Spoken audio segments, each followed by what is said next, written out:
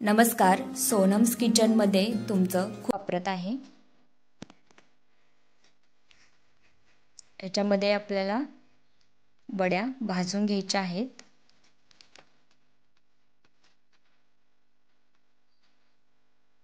तुम्ही बघत आहे त्याप्रमाणे आपण दुसरीही बाजू छान अशी भाजून घ्यायची. झटपट अशी होणारी हे रेसिपी आहे. अवघ्या 10 ते 15 मिनिटांमध्ये ही वडी बनते. असेच सर्व वड्या आपल्याला फ्राय करून भाजून घ्यायच्या आहेत.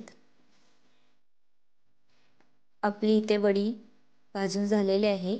एका प्लेटमध्ये काढून घेत आहे. तुम्ही नक्की घरी बनवून पहा. मी इथे तुम्हाला एक तोडून दाखवणार आहे.